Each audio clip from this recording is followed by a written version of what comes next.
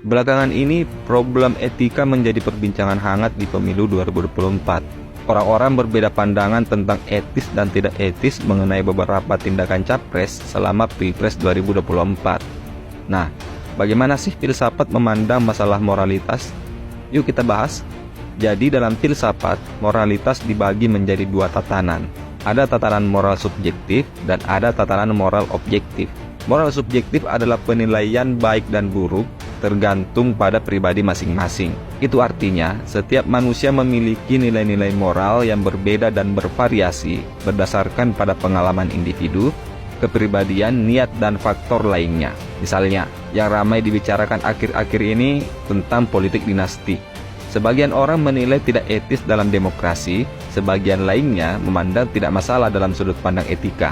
Kenapa ada perbedaan? Karena perasaan pribadi orang-orang terkadang tidak sama dalam memandang baik dan buruk. Agar moralitas subjektif setiap orang bisa didamaikan, maka dibutuhkanlah moral objektif. Moral objektif ini disepakati secara universal oleh masyarakat, sehingga bisa dijadikan landasan dalam kehidupan bersama.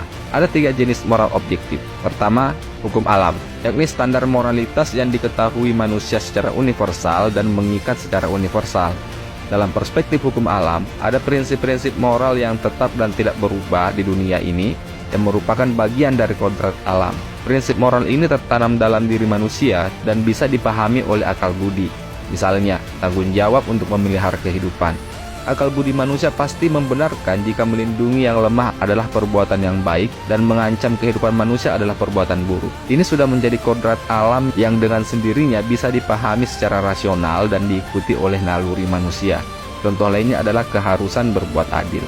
Moral objektif yang kedua adalah hukum manusia, yakni hukum positif yang dibuat oleh manusia dan ditetapkan dalam tata kehidupan bersama. Moral objektif kedua ini adalah hukum yang berlaku dalam masyarakat sipil dan cakupannya dibatasi oleh masyarakat di mana hukum itu berlaku. Agar hukum manusia bisa mendatangkan kebaikan, maka harus dibuat selaras dengan hukum kodrat atau hukum alam. Misalnya, hukum harus dibuat berdasarkan asas keadilan. Terakhir, hukum Tuhan. Peraturan yang diwahyukan oleh Tuhan untuk manusia. Moral objektif ketiga ini juga cakupannya dibatasi oleh masyarakat di mana hukum itu berlaku.